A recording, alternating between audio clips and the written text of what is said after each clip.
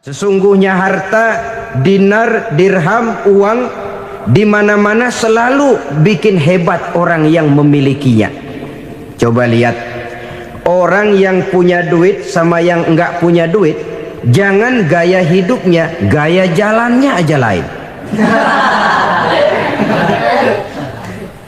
Wahia lisanun liman arada fasahatan, wahia silahun liman arada qitala. Uang adalah senjata yang paling ampuh bagi orang yang mau pergi.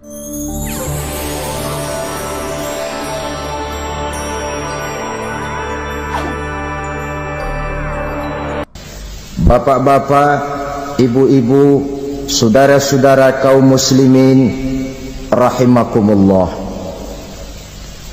Murai di dahan dan koko ayam di kandang, dunia ini penuh dengan berbagai macam kesibukan.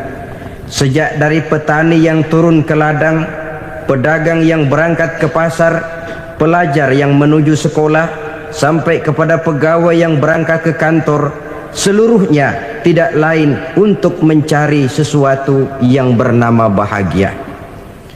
Setiap orang menginginkan kebahagiaan, dan tidak seorang pun menginginkan kesengsaraan dalam kehidupan ini. Namun nyatanya tidak setiap orang yang ingin bahagia mengetahui jalan yang harus ditempuhnya untuk sampai kepada kebahagiaan itu. Maka pada kesempatan pertemuan kali ini, saya ingin menyampaikan sebuah hadis dari junjungan kita baginda Nabi besar Muhammad sallallahu alaihi wasallam yang termuat dalam kitab Mukhtarul Ahadits An-Nabawiyah, di mana beliau bersabda, Arba'un min sa'adatil mar'i. Ada 4 perkara yang merupakan tanda dari orang bahagia. Saya mau tanya, di antara saudara-saudara yang hadir di sini, apa ada yang kepengen jadi orang sengsara? Ya. Seluruhnya tentu ingin mendapatkan kebahagiaan. Maka menurut resep dari Nabi kita, tanda orang bahagia itu 4. Jadi kalau saudara ingin bahagia, harus mempunyai 4 perkara ini. Yang pertama, orang bahagia itu kata Nabi, darun wasi'un. Punya rumah biar bagus asal gede. Enak ngaturnya, daripada sudah punya rumah kecil, adanya di pinggir kali, gubuk, kalau hujan bocor, miring lagi, kiamat. Loh, kalau gitu Islam materialis dong. Hadis ini boleh diartikan dengan makna hakiki, arti yang sebenarnya. Boleh diartikan dengan makna majazi, arti kiasan. Kalau dia diartikan dengan arti kias, maka yang dimaksud darun wasi'un ay qalbun wasi'un. Rumah yang luas tidak lain daripada hati yang lapang. Karena di situ kunci kebahagiaan yang sebenarnya. Walaupun kita cuma tinggal di petak berukuran 2 kali 3 meter, kalau hati kita luas-luas rasanya rumah itu. Tapi biar rumah kita halamannya saja puluhan ribu hektar, ada kolam renangnya, kamar tidurnya tidak lagi terhitung. Kalau hati yang menempati rumah itu sempit, maka akan terasa sempit jugalah rumah itu. Tempat bergantungnya tidak lain adalah hati. Marilah kita mencoba melihat berbagai pandangan orang tentang bahagia ini. Ada orang menyangka bahwa bahagia itu kalau dia mendapatkan harta yang sebanyak-banyaknya. Siapa yang banyak harta, dialah raja. Apa yang dia mau, seluruhnya bisa dibeli. Keamanannya, dia bisa menyewa petugas. Seluruh fasilitas untuk menyenangkan kehidupannya bisa dibeli. Pendeknya, hartalah segala-galanya dalam kehidupan. Sampai ada pepatah mengatakan, innad darahima fil amakini kulliha taksur rijala mahabatan wa jalala. Sesungguhnya harta, dinar, dirham, uang di mana-mana selalu bikin hebat orang yang memilikinya. Coba lihat, orang yang punya duit sama yang enggak punya duit, jangan gaya hidupnya, gaya jalannya aja lain. Wahia lisanun liman arada fasahatan, wahia silahun liman arada qitala. Uang adalah senjata yang paling ampuh bagi orang yang mau pergi perang, dan lidah yang paling fasih bagi orang yang mau bicara. Kalau bicara dengan lidah macet, cobalah bicara dengan harta, lancar. Sampai ada pepatah demikian, segalanya bisa diatur dengan harta. Maka di kalangan orang yang berpandangan semacam itu, seluruh kegiatan hidupnya hanya terfokus kepada bagaimana mengumpulkan harta yang sebanyak-banyaknya. Tidak peduli halal haram, tidak kenal sore pagi siang dan malam, tidak sempat sujud, jauh dari agama, jauh dari kehidupan yang bersifat ruhaniyah, jauh dari Allah dan sebagainya. Sampai dalam Al-Quran dikelompokkan dalam kelompok yang dinamakan lumazah. Allazi jama'a malahu wa addadah yahsabu anna malahu akhladah. Mereka mengumpul-ngumpulkan harta sebanyak-banyaknya dan menyangka bahwa harta yang banyak itu dapat mengekalkan hidupnya, mengekalkan kekayaannya, mengekalkan kebahagiaannya. Saudara hadirin yang berbahagia, kalau pandangan hidup ini benar, artinya kalau harta memang merupakan satu-satunya hal yang dapat membuat orang bahagia, tentu di rumah mewah tidak akan pernah ada tangis derita. Tentu di satu tempat di mana fasilitas hidup serba menunjang tidak ada yang namanya penderitaan. Tapi suka dan duka, sedih dan gembira, senyum dan tawa adalah milik setiap orang, baik dia punya harta maupun dia tidak punya harta. Nyatalah bahwa harta semata-mata bukan merupakan jaminan bahwa orang akan bahagia, walaupun tanpa harta orang sulit untuk bahagia. Saya mau cerita, ada orang super kaya, namanya Aristotle Onesimus, raja tanker Yunani. Dia punya kapal tanker saja konon sampai 11 banyaknya. Punya perusahaan penerbangan yang disebut Olympic Airlines. Punya hotel di berbagai kota besar di dunia ini, sejak dari New York, London, Paris, Rome dan sebagainya. Bahkan punya pulau yang dia namakan Pulau Scorpio. Ini kan namanya sudah kaya nggak tanggung-tanggung, punya pulau. Nah, dia punya 2 orang anak, yang satu laki-laki namanya Alexander, yang satu perempuan namanya Maria Onesimus. Seluruh harapannya tertumpah kepada anak lakinya Alexander ini, yang akan meneruskan usahanya, meneruskan kekayaannya, meneruskan dinastinya. Apa yang terjadi? Ternyata anak yang dia harapkan yang bernama Alexander ini mati muda dalam kecelakaan pada waktu dia olahraga. Apa olahraganya? Namanya olahraga anak orang kaya, golongan jet set.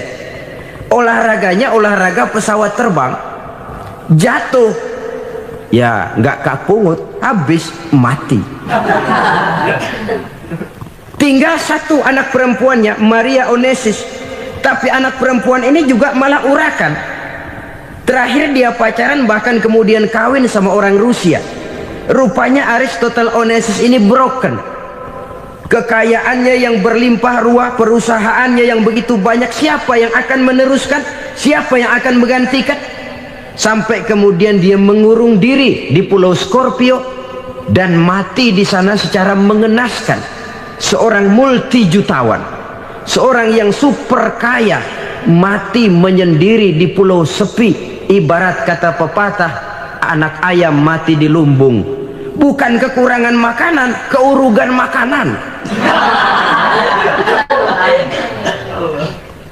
Begitu kehidupan Aristotle Onesimus. Dan banyak orang-orang yang sudah demikian kaya sampai dibingungkan oleh kekayaannya sendiri. Telusurilah kehidupan David Rockefeller misalnya, Henry Ford misalnya, Adnan Khashoggi misalnya. multi jutawan yang kadang-kadang dibuat keder oleh kekayaannya sendiri. Pantas ketika Imam Ali ditawarkan orang, "Ya Ali, kalau kepadamu disuruh pilih ilmu atau harta, kau pilih mana?" Ya jelas pilih ilmu dong. Kenapa? Pertama, ilmu kalau kita berikan kepada orang lain tambah, tapi harta kalau kita berikan kepada orang lain kurang. Saudara punya uang 10.000, dibagi orang 5.000, jelas uang saudara berkurang. Tapi saudara punya ilmu diberikan kepada orang lain bisa, saudara pun makin mantap. Tidak lantas jadi bodoh karena ngajarin orang. Saudara bisa Fatihah lalu mengajarkan orang Fatihah, orang bisa, saudara pun makin hafal. Tidak lantas setelah diajarin orang ilmunya hilang. Begitu datang dia minta orang, "Tolong ajarin saya Fatihah," udah habis, nggak ada.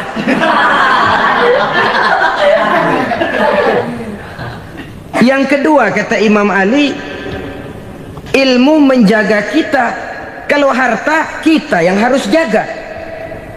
Makin banyak ilmu makin terpelihara diri seharusnya. Tetapi makin banyak harta makin bingung kita jaganya. Sampai kadang-kadang kalau perlu seluruh keliling rumah dipasangi alarm. Belum cukup disewakan anjing besar-besar, pasang di depan pintu, awas anjing galak. Masih belum cukup juga cari centeng tukang-tukang kepruk jaga rumah. Masih terasa belum aman, padahal rumahnya dikelilingi tembok besar. Di balik tembok ada pintu-pintunya tebal. Di balik pintu itu terbuka masuk kamar, kamar pun ada pintunya, pintunya pun kuat. Masuk ke dalam kamar ada lemari, lemarinya pun pintunya kuat, dikunci, kuncinya pun kuat. Tapi terhadap seluruhnya yang timbul cuma sekedar was-was saja. Kesimpulannya sekali lagi, tanpa harta orang memang sulit untuk bahagia. Tapi harta semata-mata tidak merupakan jaminan orang akan bahagia. Dengan hati yang luas, itu modal utama untuk mencapai kebahagiaan hidup. Orang yang hatinya luas, saudara-saudara, punya hati yang lapang, melihat kenyataan hidup ini, dia bersyukur senantiasa kepada Allah. Lantas tidak timbul hasud dan iri hatinya. Oleh karena itu jiwanya selalu lapang. Kalau tidak, cupik hati namanya, dangkal pandangan, tidak senang melihat orang lain dapat nikmat, dan itu sering dijadikan contoh. Kalau orang yang lapang dada, dia lihat tetangganya beli TV baru, dia berkata, "Alhamdulillah ya, tetangga kita beli TV, mudah-mudahan kita bisa ikut nonton." Lapang dadanya. Tapi orang yang sempit hati, lihat tetangga beli televisi, meriang. Enggak diapa-apain, meriang. Besoknya dengar tetangga beli motor, makin sakit, ke rumah sakit. Lalu di rumah sakit dengar tetangganya beli mobil, mati. Disiksa oleh perasaannya sendiri. Orang kalau hati sudah sempit dalam hidup, kemanapun dia pergi, sempit rasanya medan kehidupannya. Kemudian kita melihat juga ada orang yang menilai bahwa bahagia itu katanya kalau punya kedudukan yang tinggi, pangkat yang agung, wibawa yang besar. Mungkin betul, tapi mungkin juga tidak. Bergantung kepada hati orang yang punya pangkat itu. Sama dengan harta tadi. Harta akan membawa bahagia kalau dia jatuh ke tangan orang yang berhati lapang. Tapi harta akan jadi bencana kalau jatuh ke tangan hati orang yang sempit. Pangkat akan membawa bahaya kalau jatuh di tangan hati orang yang sempit. Lebih dari itu, kenyataan mengajarkan kepada kita bahwa ternyata pangkat dan jabatan tidak selamanya memberikan kebahagiaan dalam kehidupan. Bahkan resikonya kelewat besar. Beberapa bukti kita bisa ambil dari para pemimpin dunia yang menjadi korban lantaran pangkat dan jabatan yang disandangnya. Saudara ingat Presiden Abraham Lincoln dan John Kennedy dari Amerika? Dibunuh orang. Park Chung-hee dari Korea Selatan Ziaur Rahman dari Bangladesh, Anwar Sadat dari Mesir, terakhir Indira Gandhi dari India, menjadi korban dari pangkat dan jabatan yang disandangnya dari orang-orang yang tidak senang dia memegang jabatan itu. Dia akan mudah mengundang bencana, sehingga pantas kalau seorang presiden terkemuka Amerika, Harry Truman namanya, dia mengatakan jabatan presiden itu, kata dia, seperti orang nunggang macan, naik macan, harus kita taiki, kalau enggak dia bakal nerekam kita, ngeri katanya. Adapun orang yang hatinya lapang, kalau dia menerima pangkat dan jabatan, dianggapnya itu satu kesempatan untuk berbuat baik. Tapi orang yang berhati sempit, menerima pangkat dan jabatan, bukan kadang-kadang menerima, malah berusaha setengah mati mencapai dengan segala cara. Kalau perlu jilat atas, jilat atas. Jadi golongan sumuhun dawu, jadi kelompok kulon nuwun, yes sir, yang kerjanya cuma oke bos. Kalau perlu jilat atas, jilat atas. Kalau perlu injak yang bawah, injak yang bawah. Perlu sikut kiri kanan, sikut kiri kanan. Yang penting pangkat dapat, jabatan dapat. Orang yang semacam ini, kalau sudah mempunyai pangkat dan jabatan, biasanya dia tidak menganggap itu sebagai amanah, tidak menganggap sebagai kesempatan berbuat baik, tapi malah kesempatan untuk memperturutkan hawa nafsunya yang dilatar belakangi oleh kesempitan hatinya tadi. Apalagi kalau orang memperoleh pangkat karena banyak mengeluarkan uang, seakan-akan pangkat dan jabatan itu sekarang macam proyek, pakai tender. Siapa yang berani bayar segini naik, nggak berani minggir. Padahal logikanya, kalau orang mencapai satu jabatan karena banyak mengeluarkan uang, hampir bisa dipastikan bahwa setelah jabatan itu dia pegang, langkah pertama yang akan dilakukannya ialah berusaha bagaimana uang yang dia keluarkan supaya kembali. Ya paling kurang pulang modal dulu dong. Soal mikirin rakyat soal nanti, tapi ini modal harus pulang. Itu celakanya kalau orang memperoleh pangkat dan jabatan cuma karena banyak mengeluarkan uang. Jarang orang yang mempunyai keyakinan dan pandangan bahwa pangkat dan jabatan merupakan amanah.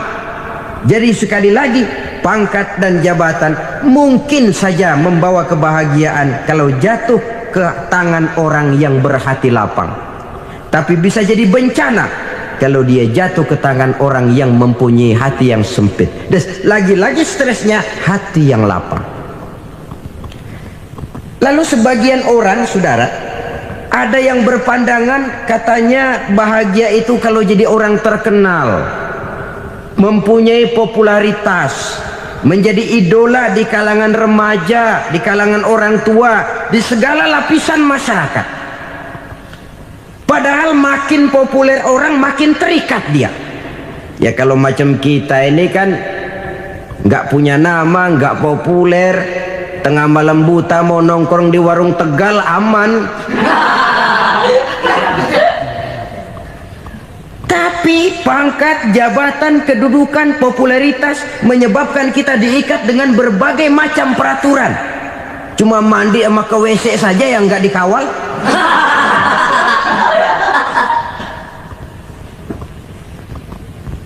Benarkah popularitas, ketenaran membawa kebahagiaan? Mungkin ya, tapi mungkin juga tidak. Kenapa? Banyak orang-orang populer yang mengakhiri hidupnya secara tragis. Kita ambil beberapa nama. Di Amerika tahun 60-an ada bintang seksi paling terkenal yang dijuluki sex bomb, bom seks. Sampai sekarang jadi legenda, namanya Marilyn Monroe. Singkatan doublenya itu inisialnya MM, Marilyn Monroe. Terkenal top sampai dia mati tahun 62, namanya sekarang masih saja dibicarakan orang. Kenapa dia bunuh diri? Tidak punya hartakah dia? Banyak. Kurang populerkah dia? Seluruh dunia mengenalnya. Sejak rakyat kecil sampai pejabat tinggi dia punya hubungan. Kenapa? Jenuh. Dia terlahir dalam keadaan yatim. Setelah itu tidak lama dia berangkat remaja, ibunya meninggal. Pindah dari wanita asuh ke wanita asuh sampai 12 orang ibu angkatnya.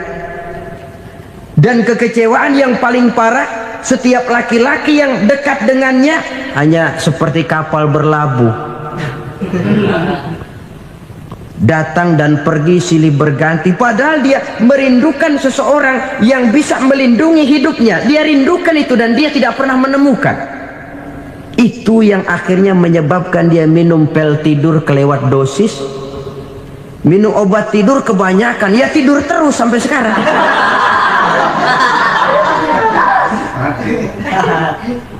Dia mengakui, saya telah memiliki ketenaran, tapi saya tidak pernah hidup dalam ketenaran itu. Saya pandai main sandiwara, tapi saya ingin hidup dalam alam yang real sebagaimana umumnya orang. Itu yang dia rindukan. Menyusul jejak yang namanya Marilyn Monroe ini, Billie Holiday, saudara kenal tentu, di rumah sakit dirawat. Dia juga minum obat overdosis, mati lagi. Jimi Hendrix minum obat tidur overdosis kelewat batas, mati lagi. Lalu yang menghanyutkan diri di danau, Janis Joplin dan Brian Jones. Ini orang-orang populer, orang-orang terkemuka yang mengakhiri hidup secara tragis, bukan karena tidak terkenal, mungkin karena sudah saking terkenalnya. Contoh paling belakangan, Bruce Lee. Wah, ini tukang-tukang keprok tentu kenal siapa dia. Sampai sekarang pun tabir kematiannya masih merupakan misteri. Dan yang masih hidup juga menunjukkan gejala yang aneh. Michael Jackson, rumahnya di Beverly Hills itu dijaga sedemikian rupa, dan dia selalu curiga kepada setiap makanan harus steril, bersih dari segala macam kimia. Kemana dia pergi, itu tukang-tukang keprok sudah selalu menjaga dan mengawal, dan dia seakan takut menunjukkan mukanya yang asli. Hingga kalau tampil ke tengah di luar show, dia kadang memakai pakaian yang tidak menunjukkan dia yang sebenarnya, takut dikenali orang. Ternyata popularitas sering jadi momok yang meracuni kehidupan manusia. Oleh karena itu, benarlah junjungan kita pada saat beliau mengajarkan orang akan bahagia kalau dia mempunyai hati yang lapang. Nah, sekarang masalahnya untuk mendapatkan hati yang lapang, caranya bagaimana? Kita kembali kepada konsep Quran. Allah mengajarkan, ala inna bidzikrillahi tatmainnul qulub. Ketahuilah bahwa dengan banyak mengingat Allah, hati akan tenang, jiwa akan lapang. Dengan kata lain, dekat dengan agama, merasakan kehadiran Allah dekat dalam hidup. Itu muara pertama untuk mencapai hati yang lapang. Ala inna bizikrillahi tatmainnul qulub.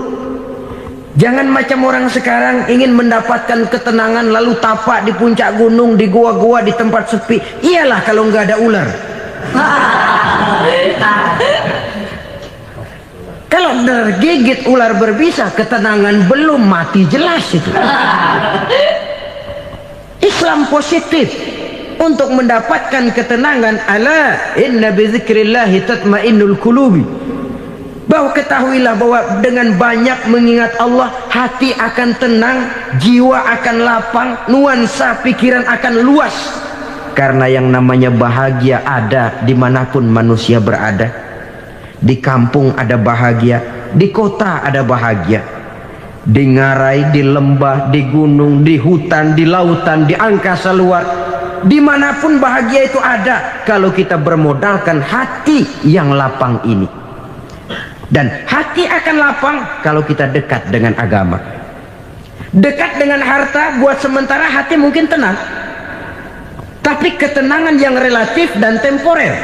Apalagi orang tiap kali tambah harta, tiap kali tambah rencana, itu wajar.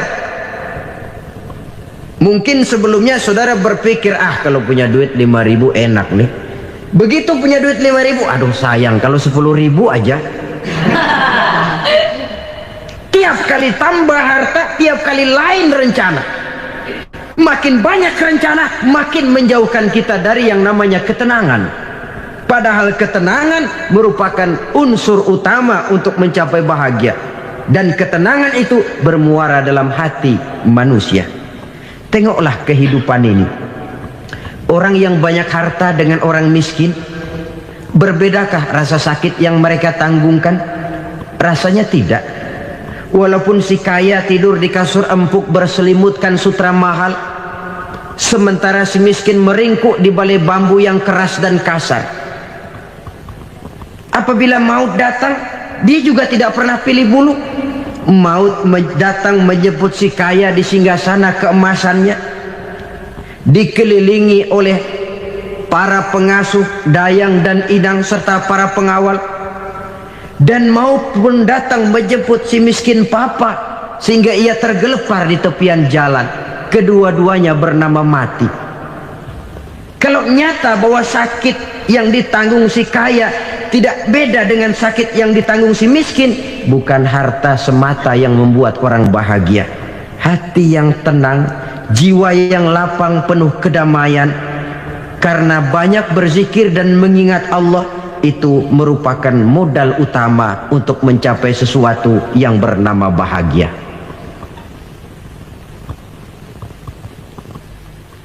Saudara hadirin yang saya hormati, inilah yang pertama dari 4 ciri yang digambarkan oleh Nabi tentang tanda-tanda orang bahagia. Dan harus berangkat dari yang pertama ini, hati yang lapang. Ini yang harus kita miliki lebih dahulu, baru nanti akan menyusul kepada poin yang ketiga, kedua dan selanjutnya. Sebab kalau hati sudah terisi dengan jiwa yang lapang, seluruh persoalan insya Allah akan bisa kita atasi dengan sebagaimana mestinya. Yang kedua sekarang, tanda orang bahagia menurut baginda Nabi, markabun syariah.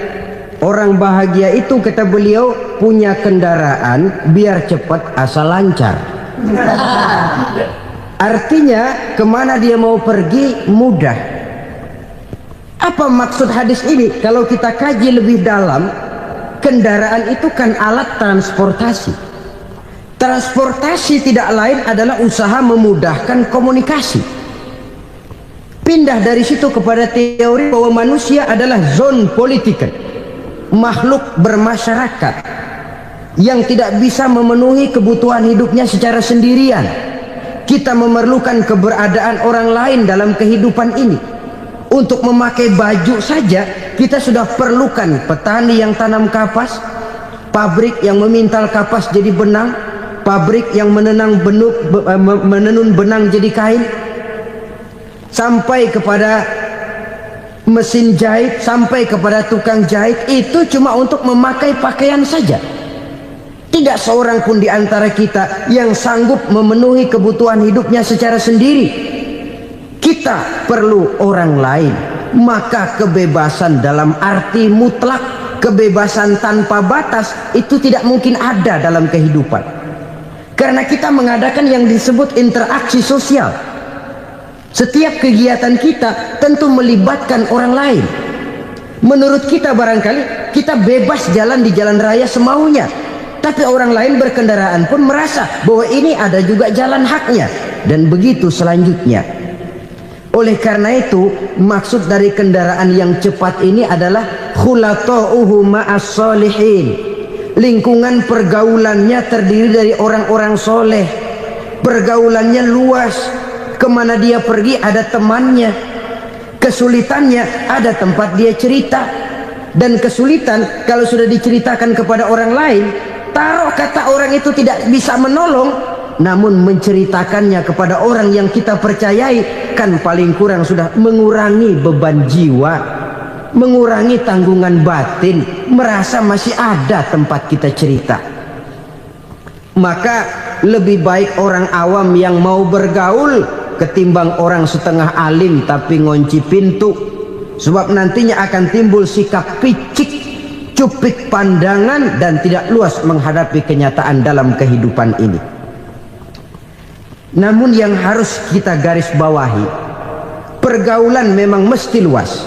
Namun jangan sekali-kali lupa bahwa pergaulan sangat besar pengaruhnya dalam ikut membentuk kepribadian manusia. Sehari-hari bisa kita bilang, kalau kita dekat sama tukang minyak wangi, sekalipun nggak dibagi minyaknya, baunya tentu dapat. Betul? Tapi dekat sama tukang elas, walaupun nggak kena apinya, asapnya mesti kena.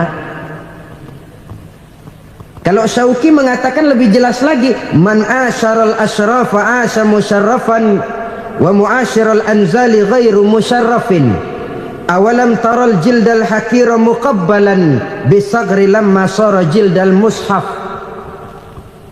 Siapa yang bergaul dengan orang mulia, dia bakal ikut menjadi mulia. Tapi siapa yang berteman dengan orang hina, dia tidak bakal ikut menjadi mulia.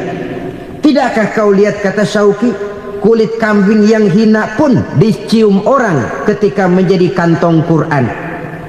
Kulit kambing hina, kalau dia sendirian gak ada yang mau cium. Tapi begitu dia bergaul dengan Quran, menjadi kantong Quran, dipakein minyak wangi, ditaruh di tempat yang tinggi, mau diambil dicium dulu, dibawa dengan penuh hormat dan hati-hati. Kulit kambing yang hina lantaran berteman dengan Quran, numpang mujur.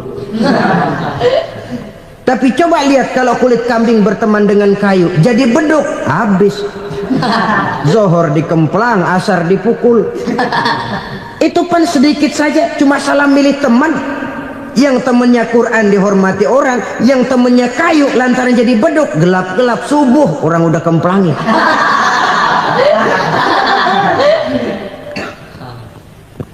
Maka terutama kepada adik-adik remaja yang masih mencari identitas diri, yang ibarat kaset masih kaset kosong, mudah diisi oleh apapun, pandai-pandailah memilih teman dalam bergaul. Karena banyak orang yang tadinya baik-baik, ketika terseret dalam pergaulan dengan orang yang tidak baik, kebaikannya menjadi lentur dan luntur. Tapi berapa banyak bajingan-bajingan tengik, orang-orang yang berlumur noda dan dosa, tiap hari melakukan maksiat, namun bergaul dengan orang yang baik-baik, pada akhirnya sedikit demi sedikit beringsut dan berangsur dia terbiasa mengikuti kebaikan-kebaikan. Saya tekankan ini kepada remaja karena mereka masih mencari identitas diri. Apa yang mereka lihat mereka mau, apa yang mereka dengar mereka ingin tahu. Coba lihat kehidupan remaja. Pulang nonton film Rambo, pengen jadi Rambo, gagah, maunya belekai melulu. Pulang nonton film Superman, pengen bisa terbang. Pulang nonton India, nyanyi melulu. Wajar, mereka masih mencari identitas diri. Saya ini sebenarnya siapa? Lingkungan, pergaulan akan membentuk itu. Karena itu pandai-pandailah bergaul, karena ia sangat besar pengaruhnya dalam ikut membentuk kepribadian manusia. Apalagi sifat yang jelek lebih cepat menularnya ketimbang sifat yang baik. Sifat yang baik, watak yang soleh itu lambat sekali untuk menular. Tapi yang tidak baik, kan prosesnya mah kalau remaja biasanya mula-mula dengar. Karena dengar lalu pengen tahu. Karena pengen tahu lalu ngeliatin. Begitu ngeliatin kan pengen nyobain. Setelah nyobain ketagihan. Nah, ini prosesnya. Yang namanya ganja, morfin, narkotik, awalnya kan begitu.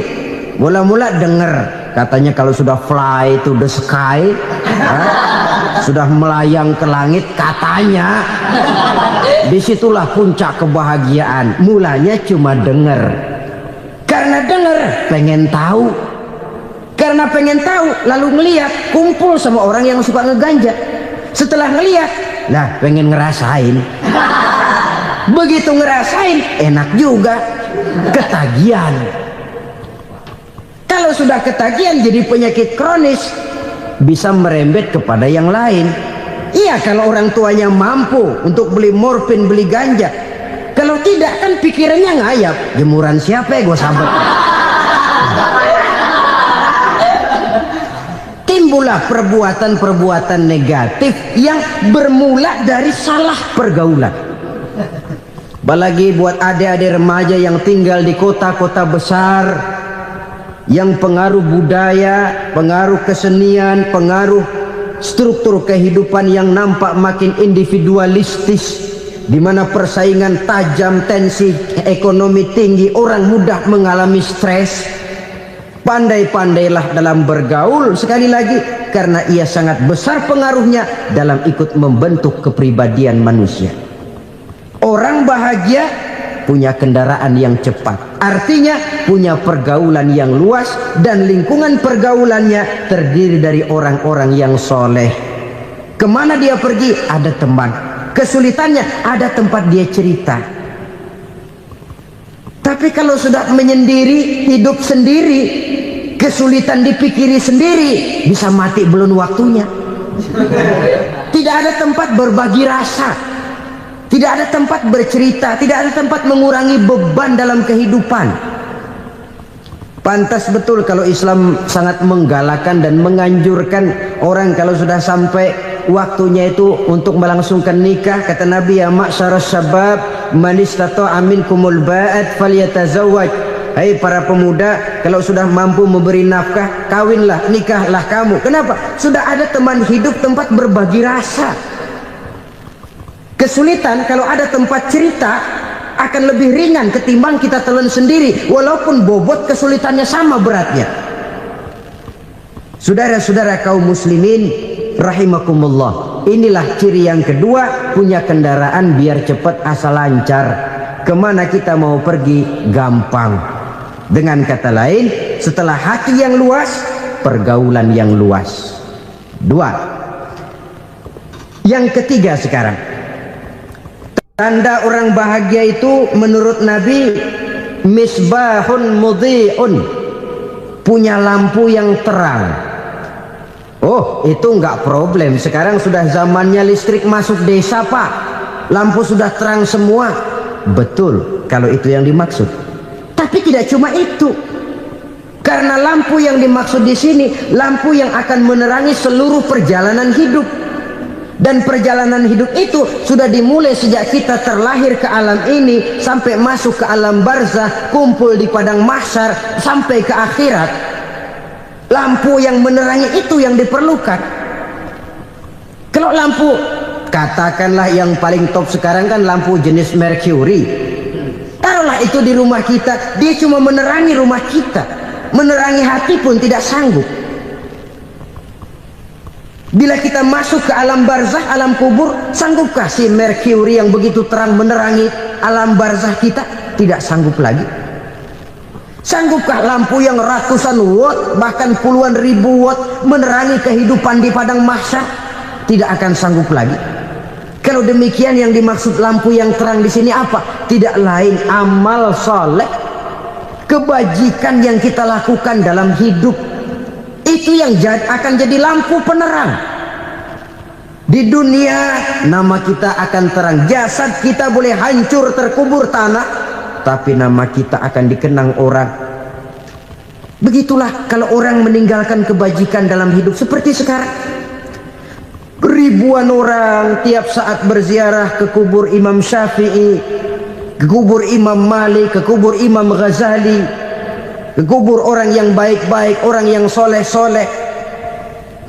Kebajikannya yang ditinggalkan, yang mengukir namanya dengan tinta emas, sehingga saudara sudah terbaring di alam kubur. Orang lewat, Allah, ini kuburannya Fulan bin Fulan, dulu ini kebaikannya Masya Allah, saya ikut merasakan. Mari kita mampir sebentar, kita Fatihah, mohon disampaikan Allah pahalanya kepada almarhum. Al-Fatihah. Itu kalau orang baik-baik.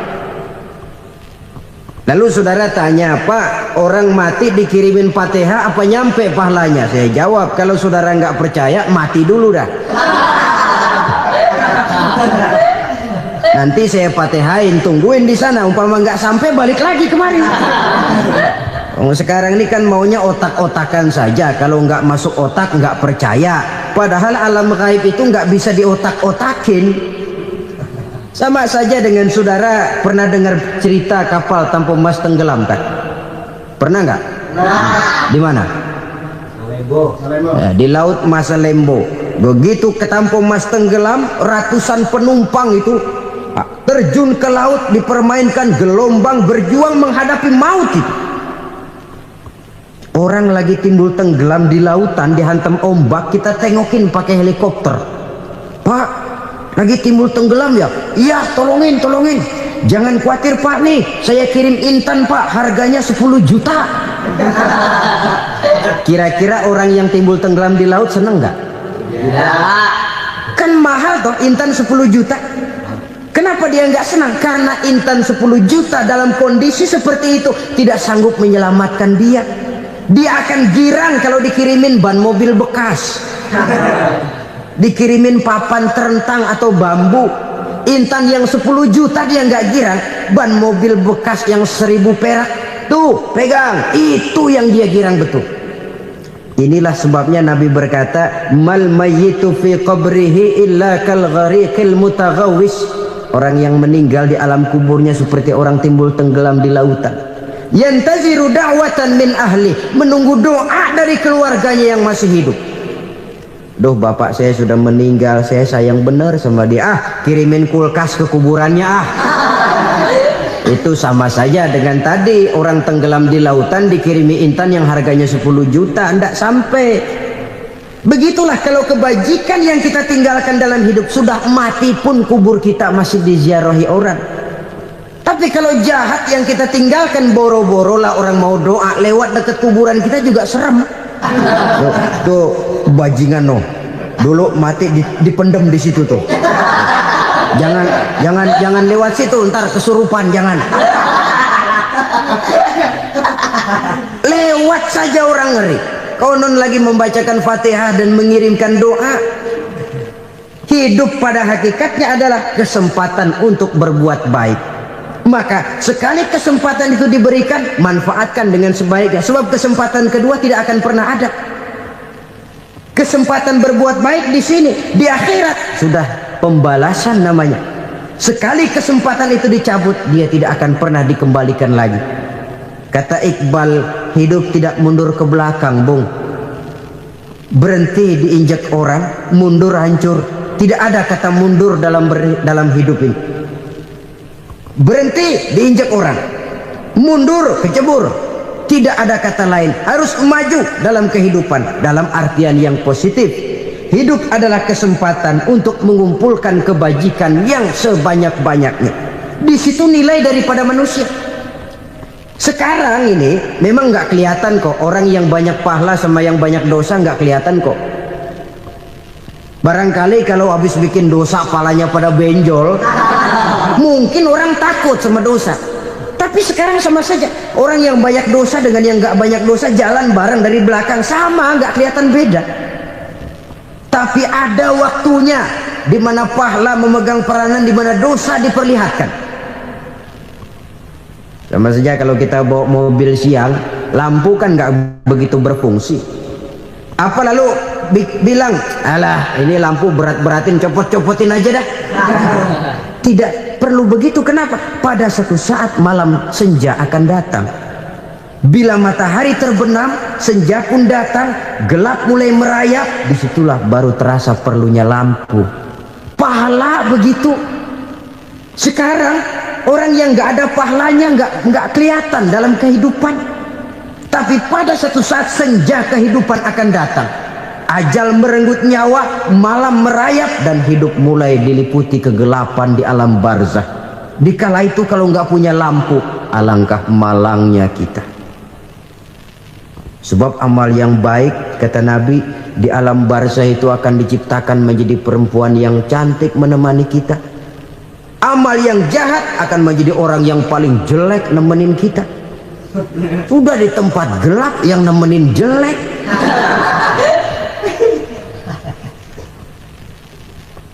Kaum muslimin rahimakumullah. Kalau demikian masalahnya, tergantunglah kita pandai memanfaatkan waktu. Al-waktu kasayf, waktu itu cepat sekali. Yang namanya waktu itu tahu-tahu. Tahu-tahu udah tahun 87. Tahu-tahu udah begitu. Tahu-tahu yang kemarin anak-anak sekarang udah pada punya anak. Tahu-tahu saja itu. Begitu cepat waktu berlalu.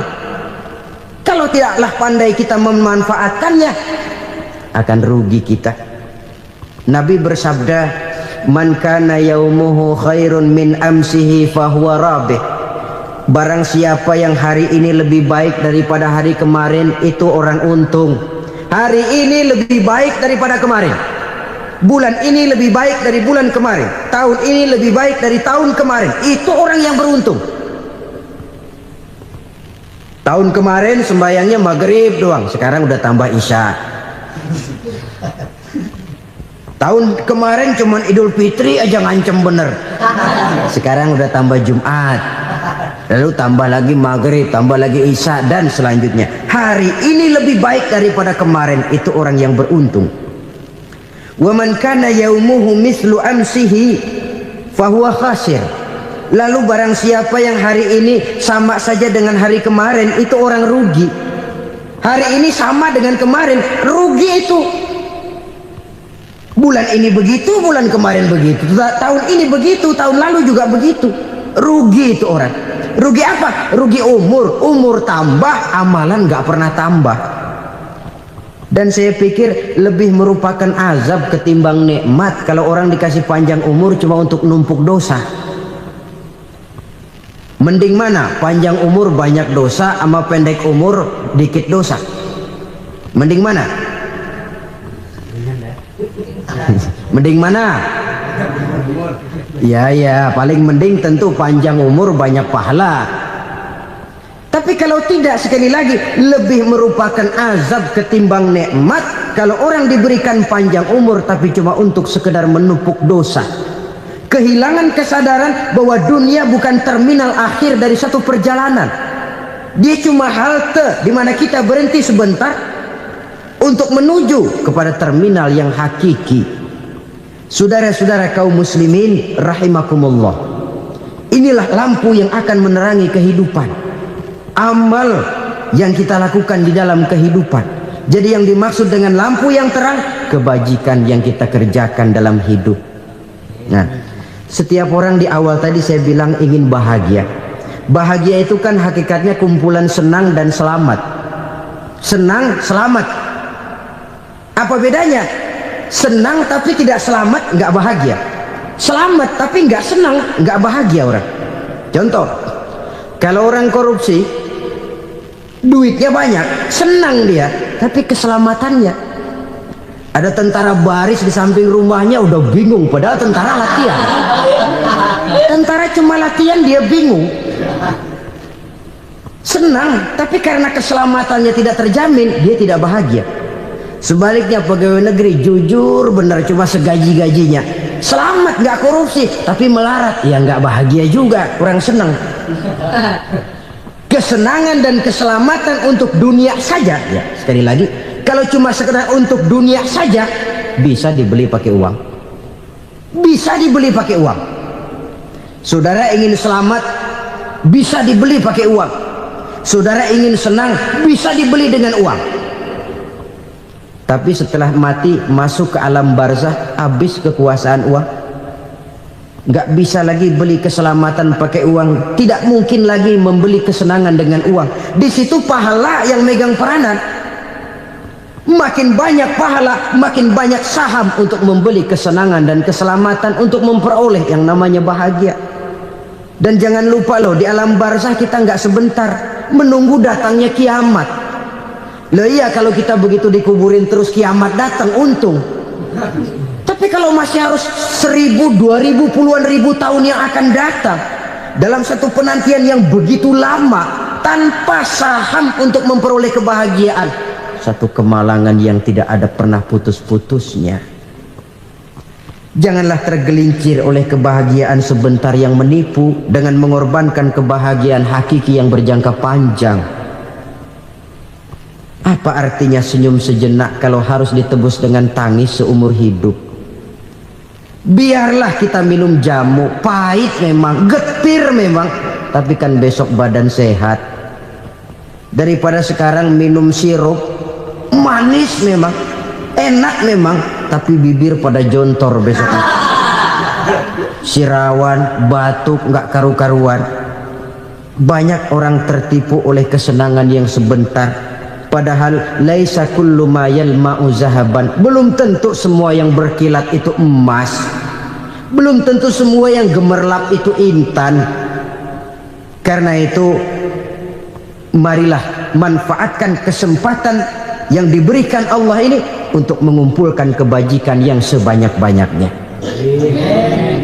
Yang terakhir sekarang, yang keempat, tanda orang bahagia kata Nabi. Zaujatun salihah. Orang bahagia itu tanda yang keempat kata Nabi, punya istri biar cakep asal taat. Sudah surga itu sudah. Cakep taat. Istri kayak gitu, kalau belum mati jangan dikuburin dulu itu. Sudah cakep taat lagi. Tapi kadang-kadang enggak, udah jelek ngadat melulu. Apa yang mau dipilih? Sebab itu Quran mengatakan istri pakaian untuk suami, suami pakaian untuk istri. Kenapa suami istri diibaratkan pakaian? Alangkah tingginya gaya bahasa Quran ini. Suami istri teman hidup, hidup perjalanan panjang. Sejak kita dalam rahim sudah ada hidup kan di sini. Sampai ke alam dunia, masuk ke alam barzah, kumpul di padang mahsyar, sampai menuju akhirat, itu perjalanan hidup. Carilah istri atau suami teman hidup yang membawa manfaat tidak hanya kehidupan di dunia ini, sampai di alam barzah, sampai di padang mahsyar. Suaminya mungkin meninggal lebih dulu atau istrinya mungkin meninggal lebih dulu, tapi suami atau istri yang masih hidup berbuat kebajikan. Suami saya meninggal, ada hartanya, saya sedekahkan, niat pahala untuk almarhum suami saya. Ini teman hidup, tidak dibatasi dan tidak bisa dipisahkan oleh maut sekalipun. Zohirnya mungkin pisah, badannya mungkin pisah, tapi hatinya, jiwanya, kebersamaannya dalam menghadapi kehidupan. Karena itu saudara-saudara, bahasa Quran indah. Suami istri diibaratkan seperti pakaian. Apa fungsi pakaian? Pertama, pakaian jadi kebanggaan. Artinya suami harus menjadi kebanggaan istri, istri harus jadi kebanggaan suami. Yang kedua, pakaian itu kan fungsinya menutup aurat. Artinya sesama suami istri harus saling menjaga kekurangan masing-masing. Jangan malah sesama suami istri saling membongkar rahasia dan aibnya sendiri-sendiri. Istrinya diceritain jeleknya di mana-mana, atau suaminya dibongkar rahasianya di pasar umum. Itu sudah tidak lagi berfungsi sebagai pakaian. Kenapa semua ini diperlukan? Karena kita menyadari bangsa yang baik terdiri dari masyarakat yang baik. Masyarakat yang baik merupakan susunan dari warga yang baik.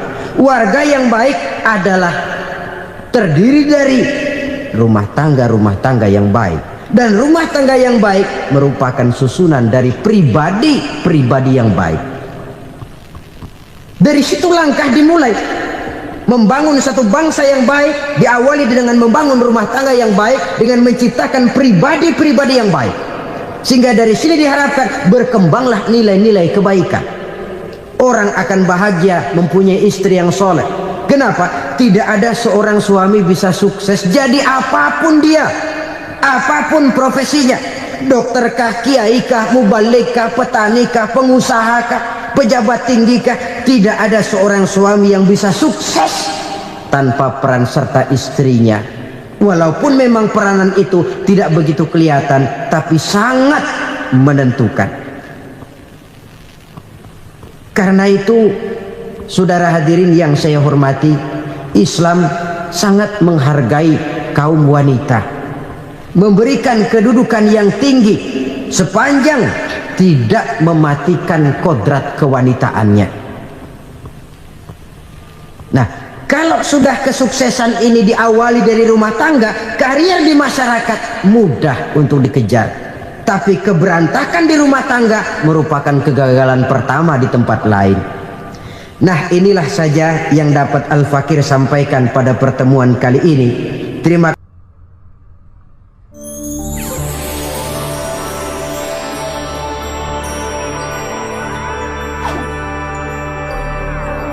Sesungguhnya harta, dinar, dirham, uang di mana-mana selalu bikin hebat orang yang memilikinya. Coba lihat, orang yang punya duit sama yang enggak punya duit, jangan gaya hidupnya, gaya jalannya aja lain. Wahia lisanun liman arada fasahatan, wahia silahun liman arada qitala. Uang adalah senjata yang paling ampuh bagi orang yang mau pergi.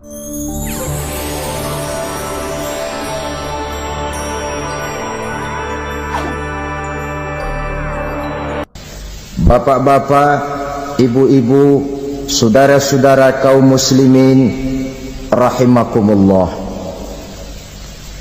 Murai di dahan dan koko ayam di kandang, dunia ini penuh dengan berbagai macam kesibukan. Sejak dari petani yang turun ke ladang, pedagang yang berangkat ke pasar, pelajar yang menuju sekolah, sampai kepada pegawai yang berangkat ke kantor, seluruhnya tidak lain untuk mencari sesuatu yang bernama bahagia. Setiap orang menginginkan kebahagiaan, dan tidak seorang pun menginginkan kesengsaraan dalam kehidupan ini. Namun nyatanya, tidak setiap orang yang ingin bahagia mengetahui jalan yang harus ditempuhnya untuk sampai kepada kebahagiaan itu. Maka pada kesempatan pertemuan kali ini, saya ingin menyampaikan sebuah hadis dari junjungan kita baginda Nabi besar Muhammad sallallahu alaihi wasallam yang termuat dalam kitab Mukhtarul Ahadits An-Nabawiyah, di mana beliau bersabda, Arba'un min sa'adatil mar'i. Ada 4 perkara yang merupakan tanda dari orang bahagia. Saya mau tanya, di antara saudara-saudara yang hadir di sini, apa ada yang kepengen jadi orang sengsara? Ya. Seluruhnya tentu ingin mendapatkan kebahagiaan.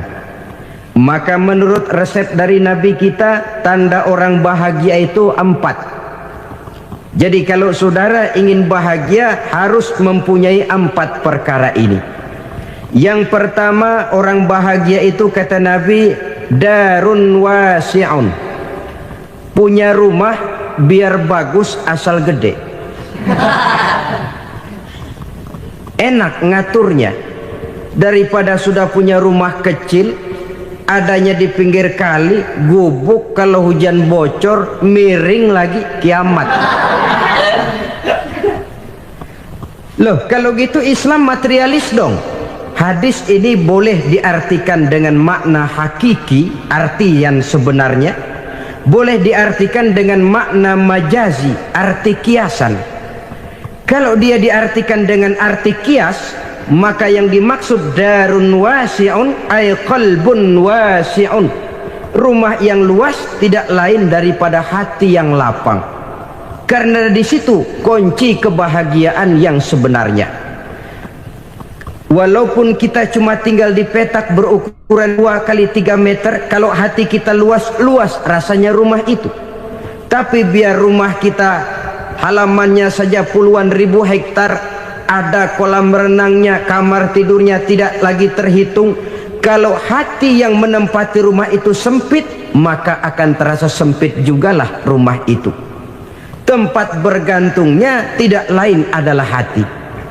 Marilah kita mencoba melihat berbagai pandangan orang tentang bahagia ini. Ada orang menyangka bahwa bahagia itu kalau dia mendapatkan harta yang sebanyak-banyaknya. Siapa yang banyak harta, dialah raja. Apa yang dia mau, seluruhnya bisa dibeli. Keamanannya, dia bisa menyewa petugas.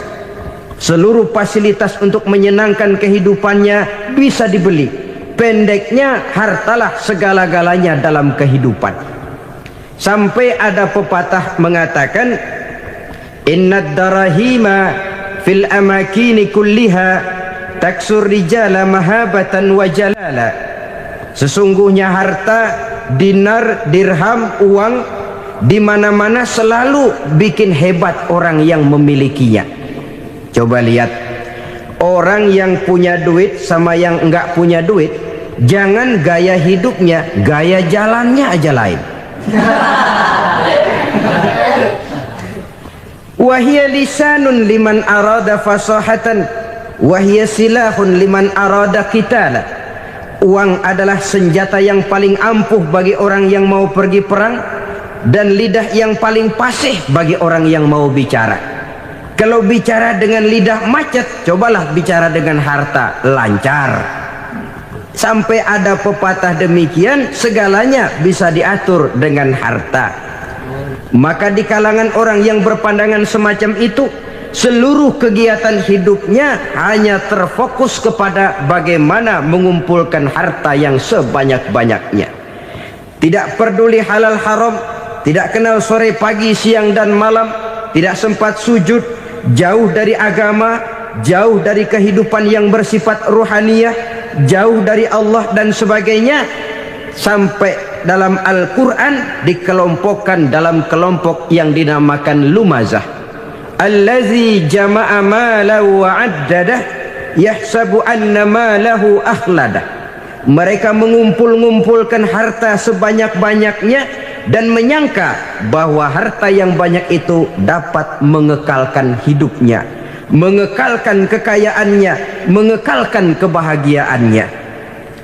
Saudara hadirin yang berbahagia, kalau pandangan hidup ini benar, artinya kalau harta memang merupakan satu-satunya hal yang dapat membuat orang bahagia, tentu di rumah mewah tidak akan pernah ada tangis derita. Tentu di satu tempat di mana fasilitas hidup serba menunjang tidak ada yang namanya penderitaan. Tapi suka dan duka, sedih dan gembira, senyum dan tawa adalah milik setiap orang, baik dia punya harta maupun dia tidak punya harta. Nyatalah bahwa harta semata-mata bukan merupakan jaminan bahwa orang akan bahagia, walaupun tanpa harta orang sulit untuk bahagia. Saya mau cerita, ada orang super kaya, namanya Aristotle Onesimus, raja tanker Yunani. Dia punya kapal tanker saja konon sampai 11 banyaknya. Punya perusahaan penerbangan yang disebut Olympic Airlines. Punya hotel di berbagai kota besar di dunia ini, sejak dari New York, London, Paris, Rome dan sebagainya. Bahkan punya pulau yang dia namakan Pulau Scorpio. Ini kan namanya sudah kaya nggak tanggung-tanggung, punya pulau. Nah, dia punya 2 orang anak, yang satu laki-laki namanya Alexander, yang satu perempuan namanya Maria Onesimus. Seluruh harapannya tertumpah kepada anak lakinya Alexander ini, yang akan meneruskan usahanya, meneruskan kekayaannya, meneruskan dinastinya. Apa yang terjadi? Ternyata anak yang dia harapkan yang bernama Alexander ini mati muda dalam kecelakaan pada waktu dia olahraga. Apa olahraganya? Namanya olahraga anak orang kaya, golongan jet set. Olahraganya olahraga pesawat terbang. Jatuh, ya nggak kapungut, habis mati. Tinggal satu anak perempuannya, Maria Onesimus. Tapi anak perempuan ini juga malah urakan. Terakhir dia pacaran, bahkan kemudian kawin sama orang Rusia. Rupanya Aristotle Onassis ini broken. Kekayaannya yang berlimpah ruah, perusahaannya yang begitu banyak, siapa yang akan meneruskan? Siapa yang akan menggantikan? Sampai kemudian dia mengurung diri di Pulau Scorpio dan mati di sana secara mengenaskan. Seorang multi jutawan, seorang yang super kaya, mati menyendiri di pulau sepi. Ibarat kata pepatah, anak ayam mati di lumbung. Bukan kekurangan makanan, keurugan makanan.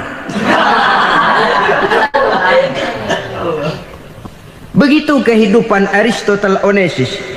Dan banyak orang-orang yang sudah demikian kaya sampai dibingungkan oleh kekayaannya sendiri. Telusurilah kehidupan David Rockefeller misalnya, Henry Ford misalnya, Adnan Khashoggi misalnya. Multi jutawan yang kadang-kadang dibuat keder oleh kekayaannya sendiri. Pantas ketika Imam Ali ditawarkan orang, "Ya Ali, kalau kepadamu disuruh pilih ilmu atau harta, kau pilih mana?" Ya jelas pilih ilmu dong. Kenapa? Pertama, ilmu kalau kita berikan kepada orang lain tambah. Tapi harta kalau kita berikan kepada orang lain kurang. Saudara punya uang 10.000, dibagi orang 5.000, jelas uang saudara berkurang. Tapi saudara punya ilmu diberikan kepada orang lain bisa, saudara pun makin mantap. Tidak lantas jadi bodoh karena ngajarin orang. Saudara bisa Fatihah lalu mengajarkan orang Fatihah, orang bisa, saudara pun makin hafal. Tidak lantas setelah diajarin orang ilmunya hilang. Begitu datang dia minta orang, "Tolong ajarin saya Fatihah," udah habis, nggak ada.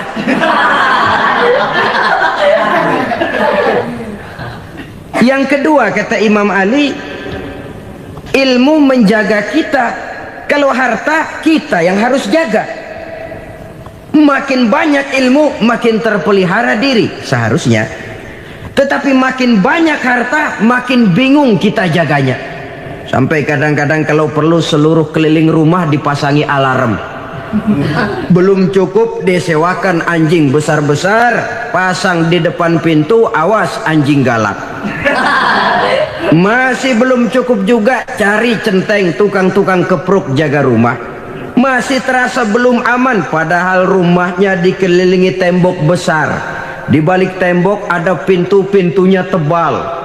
Di balik pintu itu terbuka masuk kamar, kamar pun ada pintunya, pintunya pun kuat. Masuk ke dalam kamar ada lemari, lemarinya pun pintunya kuat, dikunci, kuncinya pun kuat. Tapi tahap seluruhnya yang timbul cuma sekedar was-was saja. Kesimpulannya sekali lagi, tanpa harta orang memang sulit untuk bahagia. Tapi harta semata-mata tidak merupakan jaminan orang akan bahagia. Dengan hati yang luas, itu modal utama untuk mencapai kebahagiaan hidup. Orang yang hatinya luas, saudara-saudara, punya hati yang lapang, melihat kenyataan hidup ini, dia bersyukur senantiasa kepada Allah. Lantas tidak timbul hasud dan iri hatinya. Oleh karena itu jiwanya selalu lapang. Kalau tidak, cupik hati namanya, dangkal pandangan, tidak senang melihat orang lain dapat nikmat, dan itu sering dijadikan contoh. Kalau orang yang lapang dada, dia lihat tetangganya beli TV baru, dia berkata, "Alhamdulillah ya, tetangga kita beli TV, mudah-mudahan kita bisa ikut nonton." Lapang dadanya. Tapi orang yang sempit hati, lihat tetangga beli televisi, meriang. Enggak diapa-apain, meriang. Besoknya dengar tetangga beli motor, makin sakit, ke rumah sakit. Lalu di rumah sakit dengar tetangganya beli mobil, mati. Disiksa oleh perasaannya sendiri. Orang kalau hati sudah sempit dalam hidup, kemanapun dia pergi, sempit rasanya medan kehidupannya. Kemudian kita melihat juga ada orang yang menilai bahwa bahagia itu katanya kalau punya kedudukan yang tinggi, pangkat yang agung, wibawa yang besar. Mungkin betul, tapi mungkin juga tidak. bergantung kepada hati orang yang punya pangkat itu. Sama dengan harta tadi, harta akan membawa bahagia kalau dia jatuh ke tangan orang yang berhati lapang, tapi harta akan jadi bencana kalau jatuh ke tangan hati orang yang sempit. Pangkat akan membawa bahaya kalau jatuh di tangan hati orang yang sempit. Lebih dari itu, kenyataan mengajarkan kepada kita bahwa ternyata pangkat dan jabatan tidak selamanya memberikan kebahagiaan dalam kehidupan. Bahkan resikonya kelewat besar. Beberapa bukti kita bisa ambil dari para pemimpin dunia yang menjadi korban lantaran pangkat dan jabatan yang disandangnya. Saudara ingat Presiden Abraham Lincoln dan John Kennedy dari Amerika dibunuh orang. Park Chung-hee dari Korea Selatan, Ziaur Rahman dari Bangladesh, Anwar Sadat dari Mesir, terakhir Indira Gandhi dari India, menjadi korban dari pangkat dan jabatan yang disandangnya dari orang-orang yang tidak senang dia memegang jabatan itu. Dia akan mudah mengundang bencana, sehingga pantas kalau seorang presiden terkemuka Amerika, Harry Truman namanya, dia mengatakan jabatan presiden itu, kata dia, seperti orang nunggang macan, naik macan, harus kita taiki, kalau enggak dia bakal nerekam kita, ngeri katanya. Adapun orang yang hatinya lapang, kalau dia menerima pangkat dan jabatan, dianggapnya itu satu kesempatan untuk berbuat baik. Tapi orang yang berhati sempit, menerima pangkat dan jabatan, bukan kadang-kadang menerima, malah berusaha setengah mati mencapai dengan segala cara.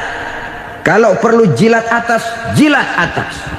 Jadi golongan sumuhun dawu, jadi kelompok kulon nuwun, yes sir, yang kerjanya cuma oke bos. Kalau perlu jilat atas, jilat atas. Kalau perlu injak yang bawah, injak yang bawah. Perlu sikut kiri kanan, sikut kiri kanan. Yang penting pangkat dapat, jabatan dapat. Orang yang semacam ini, kalau sudah mempunyai pangkat dan jabatan, biasanya dia tidak menganggap itu sebagai amanah, tidak menganggap sebagai kesempatan berbuat baik, tapi malah kesempatan untuk memperturutkan hawa nafsunya yang dilatar belakangi oleh kesempitan hatinya tadi. Apalagi kalau orang memperoleh pangkat karena banyak mengeluarkan uang, seakan-akan pangkat dan jabatan itu sekarang macam proyek pakai tender. Siapa yang berani bayar segini naik, nggak berani minggir. Padahal logikanya, kalau orang mencapai satu jabatan karena banyak mengeluarkan uang, hampir bisa dipastikan bahwa setelah jabatan itu dia pegang, langkah pertama yang akan dilakukannya ialah berusaha bagaimana uang yang dia keluarkan supaya kembali. Ya paling kurang pulang modal dulu dong. Soal mikirin rakyat soal nanti, tapi ini modal harus pulang. Itu celakanya kalau orang memperoleh pangkat dan jabatan cuma karena banyak mengeluarkan uang. Jarang orang yang mempunyai keyakinan dan pandangan bahwa pangkat dan jabatan merupakan amanah. Jadi sekali lagi, pangkat dan jabatan mungkin saja membawa kebahagiaan kalau jatuh ke tangan orang yang berhati lapang. Tapi bisa jadi bencana kalau dia jatuh ke tangan orang yang mempunyai hati yang sempit. Dan lagi-lagi stresnya hati yang lapang. Lalu sebagian orang, saudara, ada yang berpandangan katanya bahagia itu kalau jadi orang terkenal, mempunyai popularitas, menjadi idola di kalangan remaja, di kalangan orang tua, di segala lapisan masyarakat. Padahal makin populer orang makin terikat dia. Ya kalau macam kita ini kan nggak punya nama, nggak populer, tengah malam buta mau nongkrong di warung Tegal aman. Tapi pangkat, jabatan, kedudukan, popularitas menyebabkan kita diikat dengan berbagai macam peraturan. Cuma mandi sama ke WC saja yang nggak dikawal.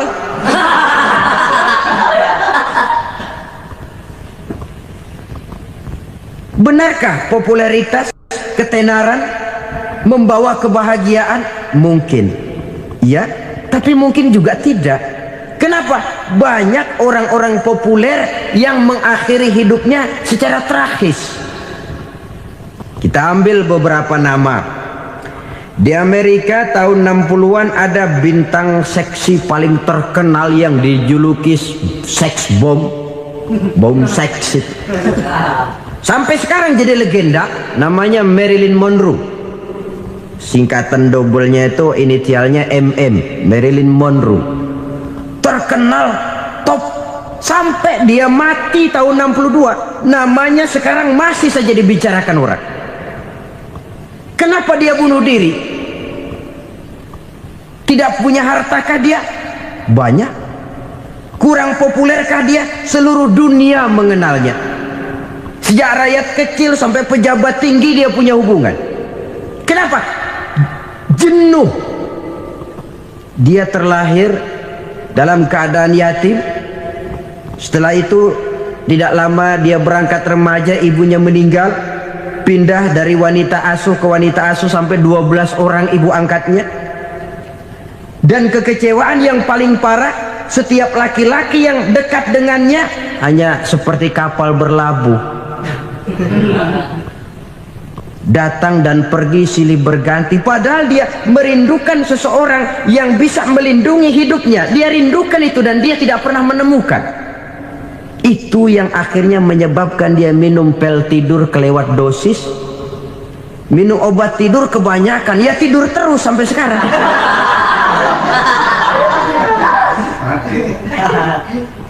Dia mengakui, saya telah memiliki ketenaran, tapi saya tidak pernah hidup dalam ketenaran itu. Saya pandai main sandiwara, tapi saya ingin hidup dalam alam yang real sebagaimana umumnya orang. Itu yang dia rindukan. Menyusul jejak yang namanya Marilyn Monroe ini, Billie Holiday, saudara kenal tentu, di rumah sakit dirawat. Dia juga minum obat overdosis, mati lagi. Jimi Hendrix minum obat tidur overdosis kelewat batas, mati lagi. Lalu yang menghanyutkan diri di danau, Janis Joplin dan Brian Jones. Ini orang-orang populer, orang-orang terkemuka yang mengakhiri hidup secara tragis, bukan karena tidak terkenal, mungkin karena sudah saking terkenalnya. Contoh paling belakangan, Bruce Lee. Wah, ini tukang-tukang keprok tentu kenal siapa dia. Sampai sekarang pun tabir kematiannya masih merupakan misteri. Dan yang masih hidup juga menunjukkan gejala yang aneh. Michael Jackson, rumahnya di Beverly Hills itu dijaga sedemikian rupa, dan dia selalu curiga kepada setiap makanan harus steril, bersih dari segala macam kimia. Kemana dia pergi, itu tukang-tukang keprok sudah selalu menjaga dan mengawal, dan dia seakan takut menunjukkan mukanya yang asli. Hingga kalau tampil ke tengah di luar show, dia kadang memakai pakaian yang tidak menunjukkan dia yang sebenarnya, takut dikenali orang. Ternyata popularitas sering jadi momok yang meracuni kehidupan manusia. Oleh karena itu, benarlah junjungan kita pada saat beliau mengajarkan orang akan bahagia kalau dia mempunyai hati yang lapang. Nah, sekarang masalahnya untuk mendapatkan hati yang lapang, caranya bagaimana? Kita kembali kepada konsep Quran. Allah mengajarkan, ala inna bidzikrillahi tatmainnul qulub. Ketahuilah bahwa dengan banyak mengingat Allah, hati akan tenang, jiwa akan lapang. Dengan kata lain, dekat dengan agama, merasakan kehadiran Allah dekat dalam hidup. Itu muara pertama untuk mencapai hati yang lapang. Ala inna bidzikrillahi tatmainnul qulub. Jangan macam orang sekarang ingin mendapatkan ketenangan lalu tapak di puncak gunung, di gua-gua, di tempat sepi. Iyalah kalau nggak ada ular. Kalau tergigit ular berbisa, ketenangan belum, mati jelas itu. Islam positif untuk mendapatkan ketenangan. Ala inna bizikrillahi tatmainnul qulubi.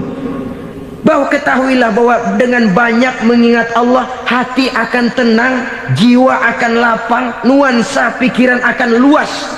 Karena yang namanya bahagia ada dimanapun manusia berada.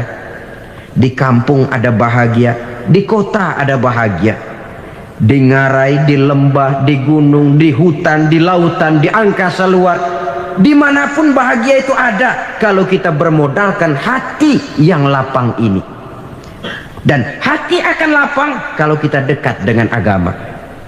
Dekat dengan harta buat sementara hati mungkin tenang, tapi ketenangan yang relatif dan temporer. Apalagi orang tiap kali tambah harta, tiap kali tambah rencana. Itu wajar.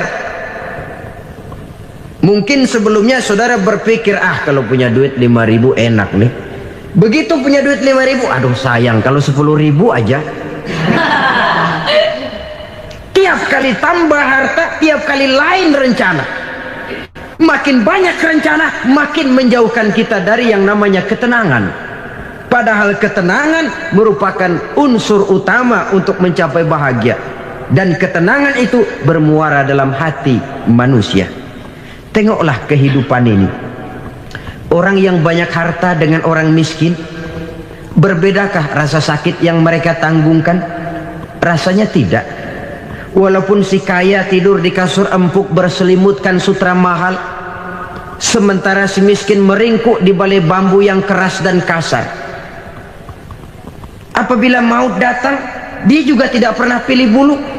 Maut datang menjemput si kaya di singgasana keemasannya, dikelilingi oleh para pengasuh, dayang dan idang serta para pengawal. Dan maupun datang menjemput si miskin papa sehingga ia tergelepar di tepian jalan. Kedua-duanya bernama mati.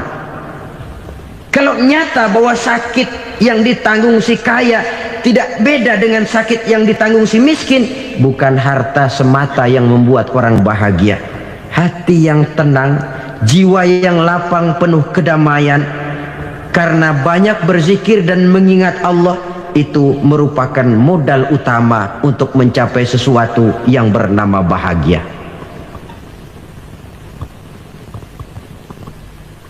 Saudara hadirin yang saya hormati, inilah yang pertama dari 4 ciri yang digambarkan oleh Nabi tentang tanda-tanda orang bahagia.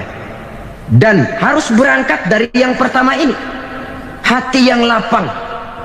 Ini yang harus kita miliki lebih dahulu. Baru nanti akan menyusul kepada poin yang ketiga, kedua, dan selanjutnya. Sebab kalau hati sudah terisi dengan jiwa yang lapang, seluruh persoalan insya Allah akan bisa kita atasi dengan sebagaimana mestinya. Yang kedua sekarang, tanda orang bahagia menurut baginda Nabi, markabun syariah. Orang bahagia itu, kata beliau, punya kendaraan biar cepat asal lancar. Artinya kemana dia mau pergi mudah. Apa maksud hadis ini? Kalau kita kaji lebih dalam, kendaraan itu kan alat transportasi. Transportasi tidak lain adalah usaha memudahkan komunikasi. Pindah dari situ kepada teori bahwa manusia adalah zon political, makhluk bermasyarakat yang tidak bisa memenuhi kebutuhan hidupnya secara sendirian. Kita memerlukan keberadaan orang lain dalam kehidupan ini. Untuk memakai baju saja kita sudah perlukan petani yang tanam kapas, pabrik yang memintal kapas jadi benang, pabrik yang menenun benang jadi kain, sampai kepada mesin jahit, sampai kepada tukang jahit. Itu cuma untuk memakai pakaian saja. Tidak seorang pun di antara kita yang sanggup memenuhi kebutuhan hidupnya secara sendiri. Kita perlu orang lain.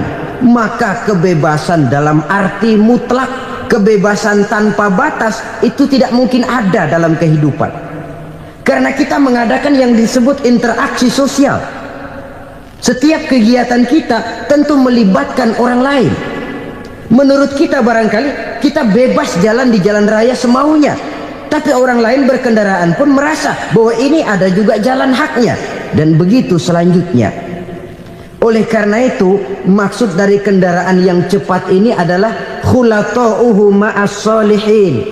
Lingkungan pergaulannya terdiri dari orang-orang soleh.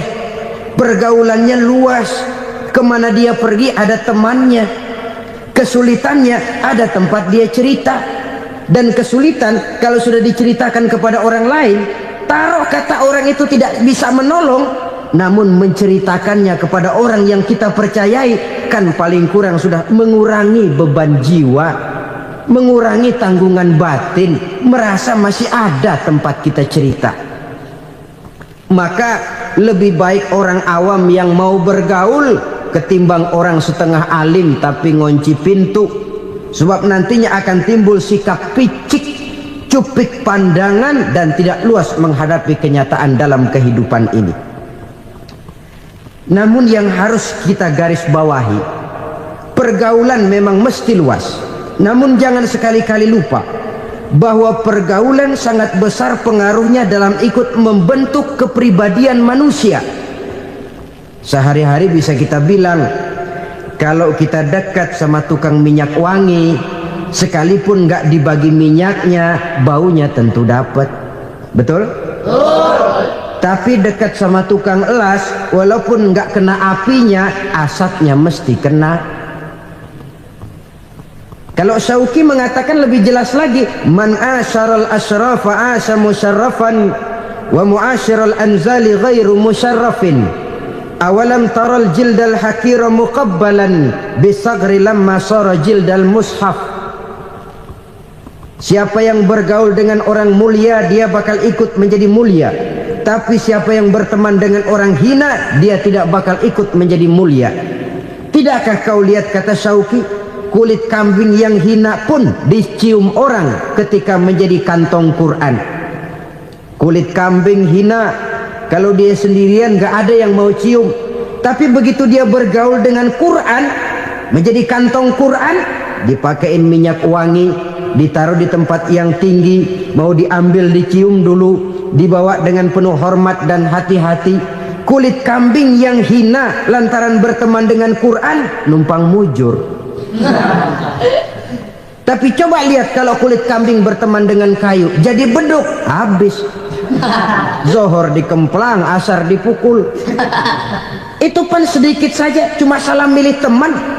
Yang temannya Quran dihormati orang, yang temannya kayu lantaran jadi beduk, gelap-gelap subuh orang udah kemplangi.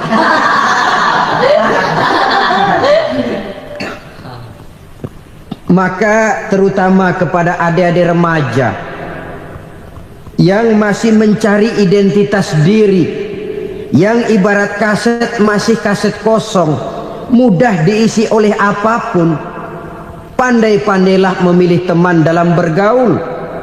Karena banyak orang yang tadinya baik-baik, ketika terseret dalam pergaulan dengan orang yang tidak baik, kebaikannya menjadi lentur dan luntur. Tapi berapa banyak bajingan-bajingan tengik, orang-orang yang berlumur noda dan dosa, tiap hari melakukan maksiat, namun bergaul dengan orang yang baik-baik, pada akhirnya sedikit demi sedikit beringsut dan berangsur dia terbiasa mengikuti kebaikan-kebaikan. Saya tekankan ini kepada remaja karena mereka masih mencari identitas diri. Apa yang mereka lihat mereka mau, apa yang mereka dengar mereka ingin tahu. Coba lihat kehidupan remaja. Pulang nonton film Rambo, pengen jadi Rambo, gagah, maunya belekai melulu. Pulang nonton film Superman, pengen bisa terbang.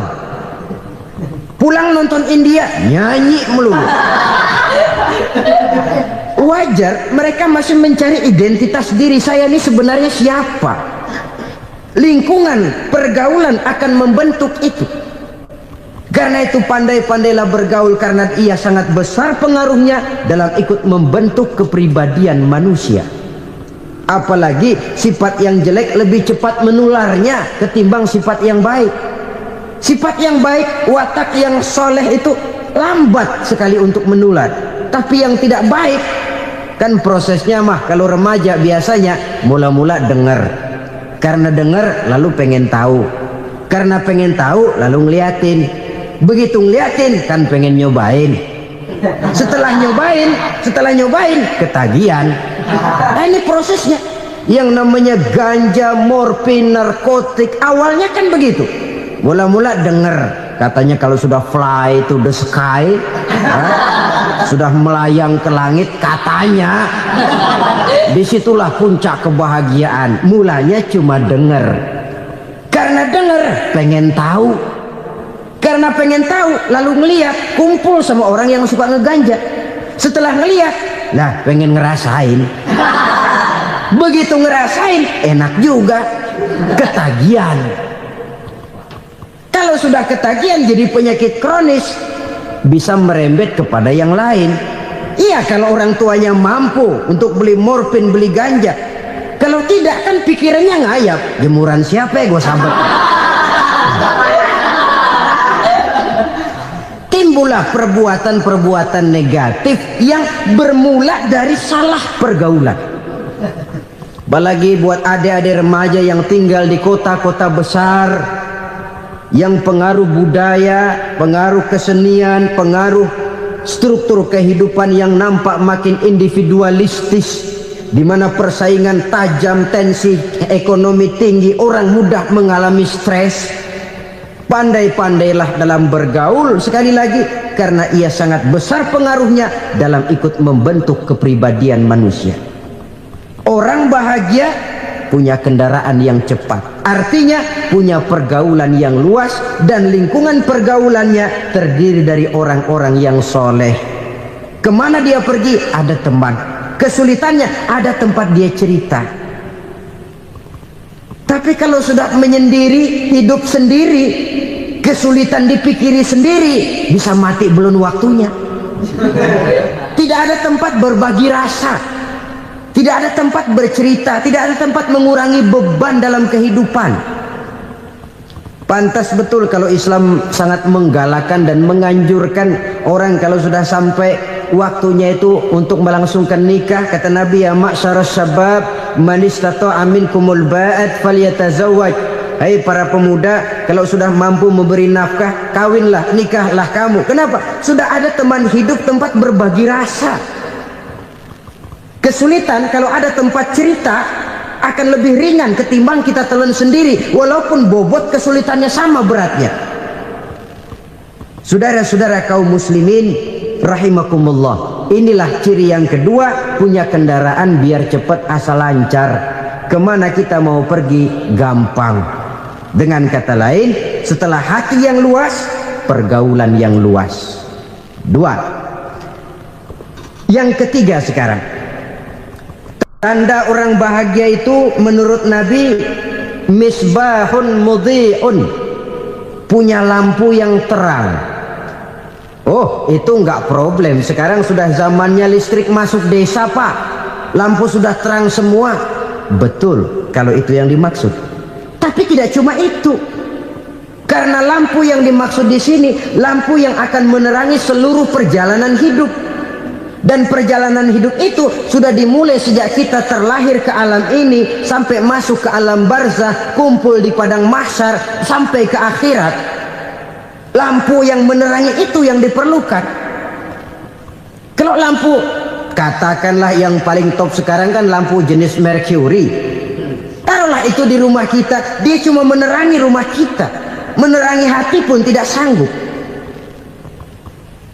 Bila kita masuk ke alam barzah, alam kubur, sanggupkah si Mercury yang begitu terang menerangi alam barzah kita? Tidak sanggup lagi. Sanggupkah lampu yang ratusan watt, bahkan puluhan ribu watt menerangi kehidupan di padang mahsyar? Tidak akan sanggup lagi. Kalau demikian, yang dimaksud lampu yang terang di sini apa? Tidak lain amal soleh, kebajikan yang kita lakukan dalam hidup. Itu yang akan jadi lampu penerang. Di dunia nama kita akan terang. Jasad kita boleh hancur terkubur tanah, tapi nama kita akan dikenang orang. Begitulah kalau orang meninggalkan kebajikan dalam hidup seperti sekarang. Ribuan orang tiap saat berziarah ke kubur Imam Syafi'i, ke kubur Imam Malik, ke kubur Imam Ghazali, ke kubur orang yang baik-baik, orang yang soleh-soleh. Kebajikannya yang ditinggalkan, yang mengukir namanya dengan tinta emas, sehingga saudara sudah terbaring di alam kubur.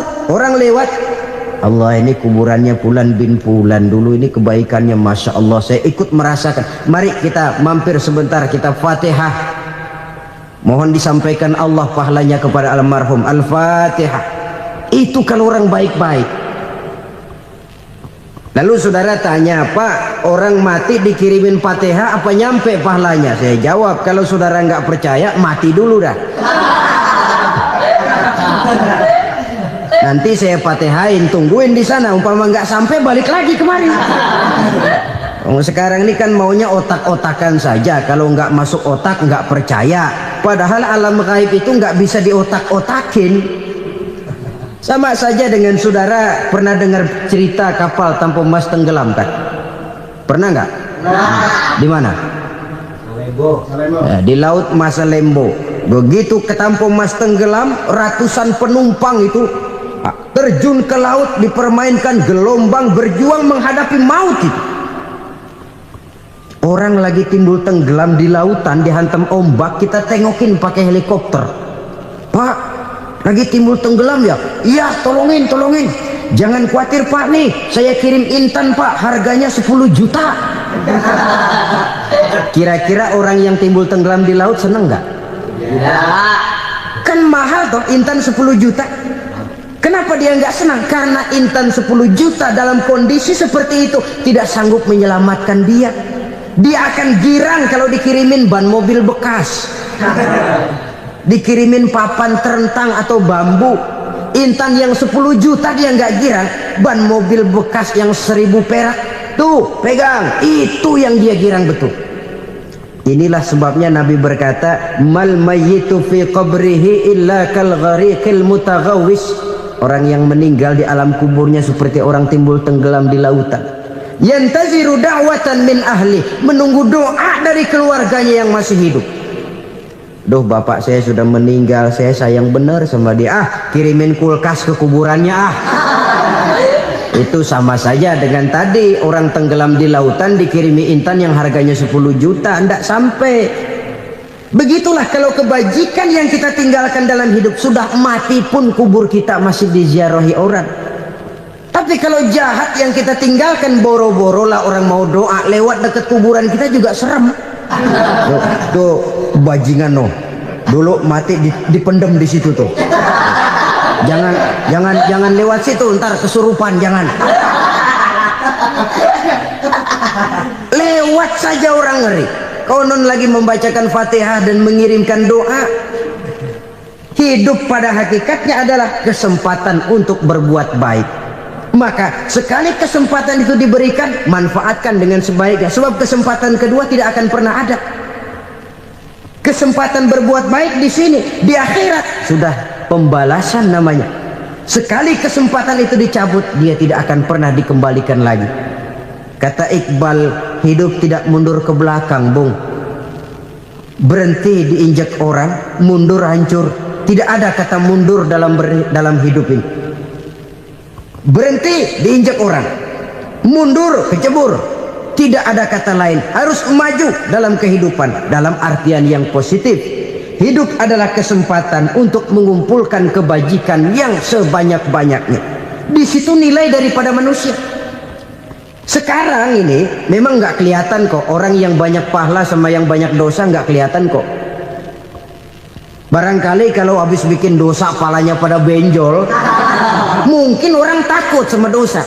Tapi sekarang sama saja, orang yang banyak dosa dengan yang nggak banyak dosa jalan bareng dari belakang, sama, nggak kelihatan beda.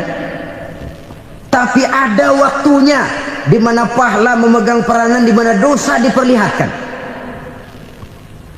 Sama saja kalau kita bawa mobil siang, lampu kan nggak begitu berfungsi. Apa lalu bilang, alah ini lampu berat-beratin, copot-copotin aja dah. Tidak perlu begitu. Kenapa? Pada satu saat malam senja akan datang. Bila matahari terbenam, senja pun datang, gelap mulai merayap, disitulah baru terasa perlunya lampu. Pahala begitu. Sekarang orang yang nggak ada pahalanya nggak kelihatan dalam kehidupan. Tapi pada satu saat senja kehidupan akan datang. Ajal merenggut nyawa, malam merayap, dan hidup mulai diliputi kegelapan di alam barzah. Dikala itu kalau nggak punya lampu, alangkah malangnya kita. Sebab amal yang baik, kata Nabi, di alam barzah itu akan diciptakan menjadi perempuan yang cantik menemani kita. Amal yang jahat akan menjadi orang yang paling jelek nemenin kita. Sudah di tempat gelap yang nemenin jelek.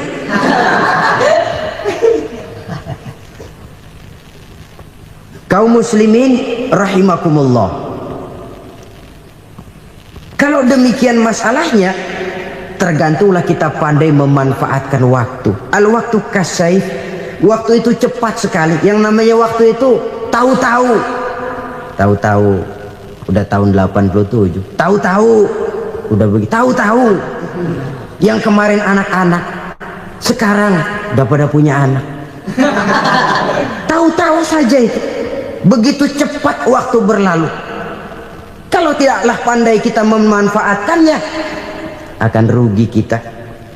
Nabi bersabda, man kana yaumuhu khairun min amsihi fahuwa rabih.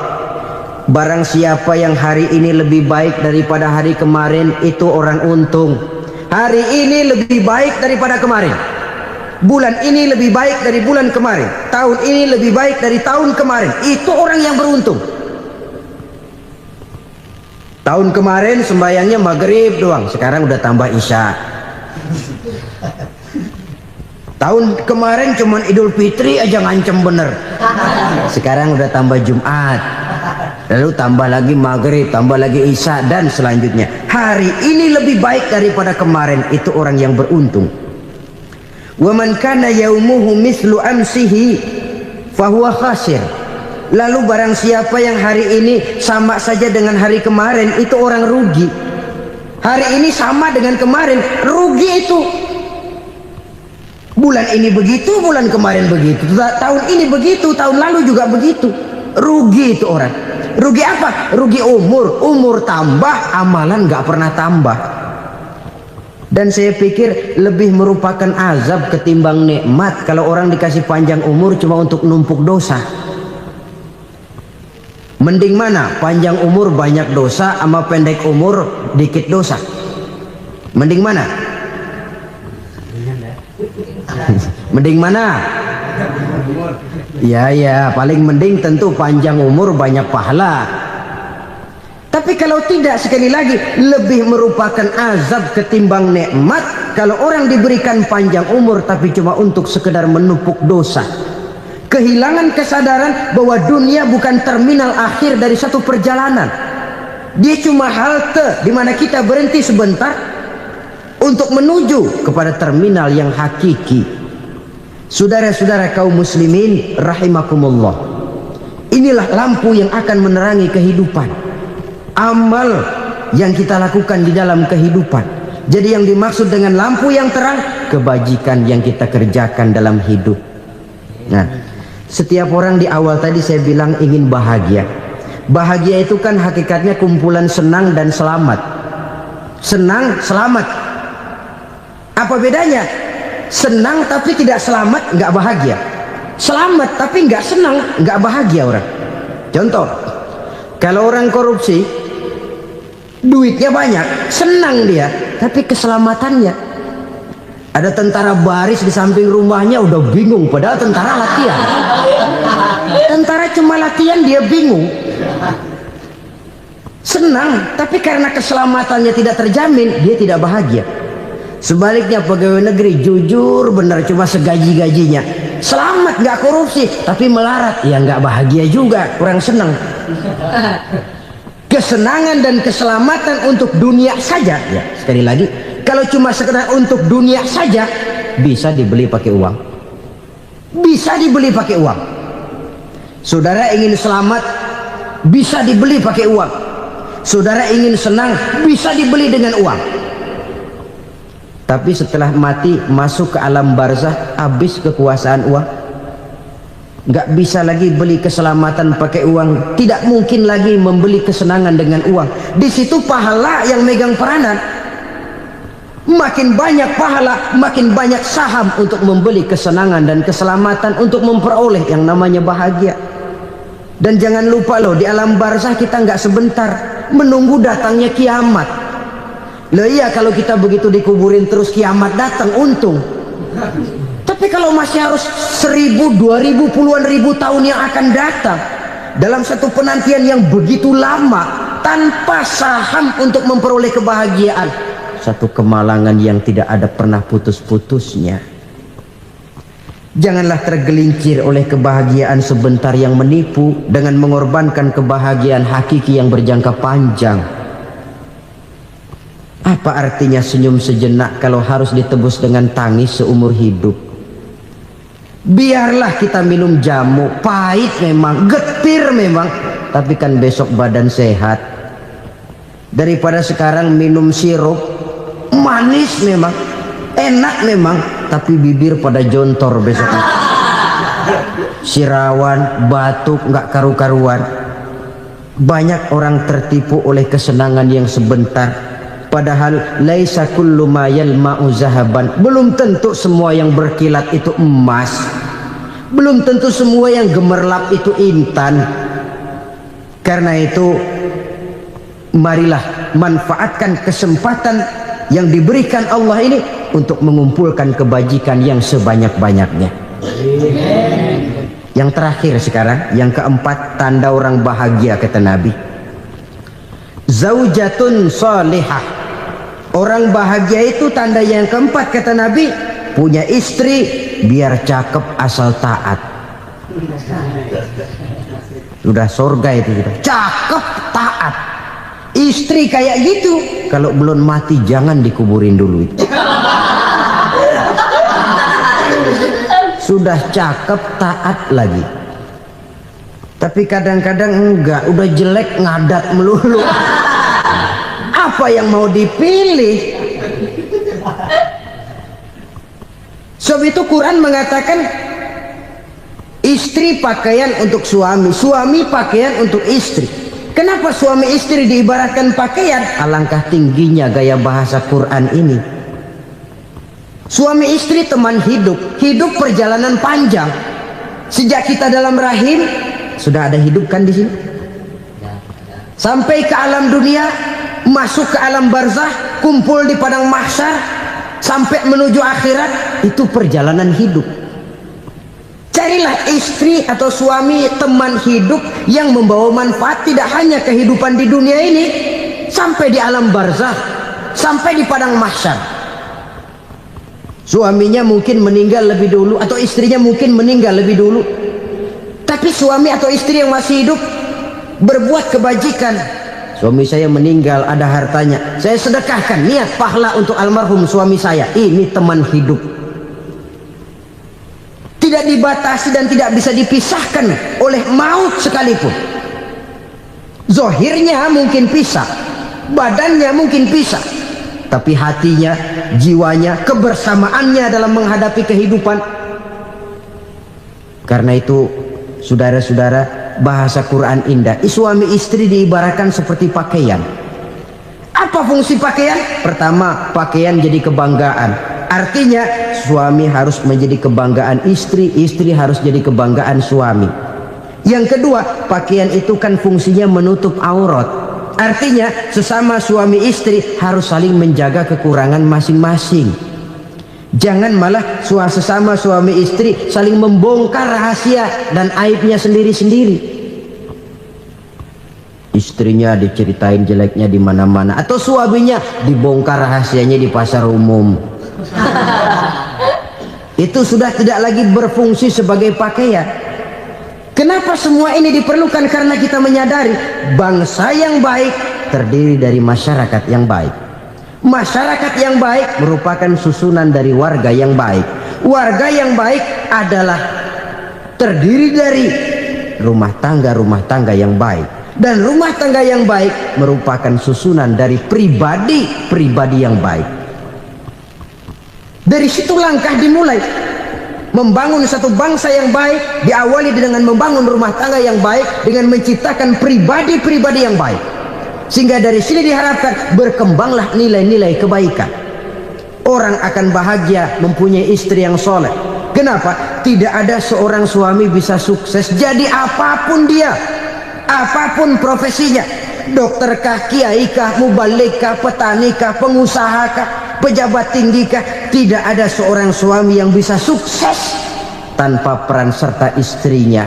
Walaupun memang peranan itu tidak begitu kelihatan, tapi sangat menentukan. Karena itu, saudara hadirin yang saya hormati, Islam sangat menghargai kaum wanita, memberikan kedudukan yang tinggi sepanjang tidak mematikan kodrat kewanitaannya. Nah, kalau sudah kesuksesan ini diawali dari rumah tangga, karier di masyarakat mudah untuk dikejar. Tapi keberantakan di rumah tangga merupakan kegagalan pertama di tempat lain. Nah, inilah saja yang dapat Al-Fakir sampaikan pada pertemuan kali ini. Terima kasih.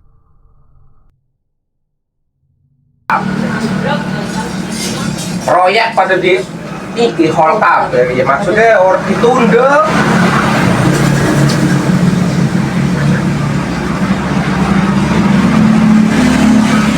Premen dagang wong kabeh dagang ya. Naku dagang. Lah orang kabeh kan mau kenang PHK pun pada Lah dagang. pada dagang kan semalu muka-muka kan pada dagang. Karena bingung. Malaku. Iya, tak bingung. Payah.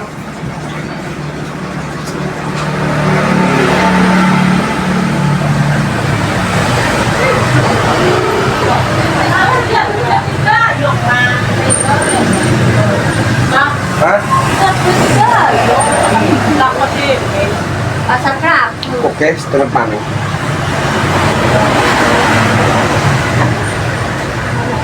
Oh, panik. Kan tertera kan aku kaman. Ayo cek aku di rako. Siapa? Sing orek. Iya, orek lah. Opek. Nah, kena opek ya. Ya, dong. Nganu. Ini opek. Tapi juga dia kan buka palong nani Oke, opek. saham DDR Studio. Dia terlihat kalau BCA.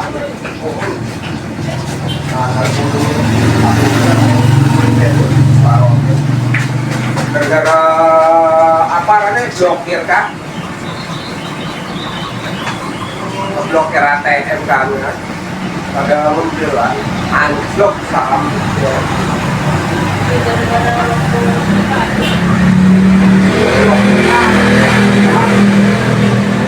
Kalau pada dipilih deh semua wadinan bukan keblokir teh. Merosot lah, emang bener kita biar dulu gue. Udah kita biar itu nggak mau lagi kapan kan? Cuma itu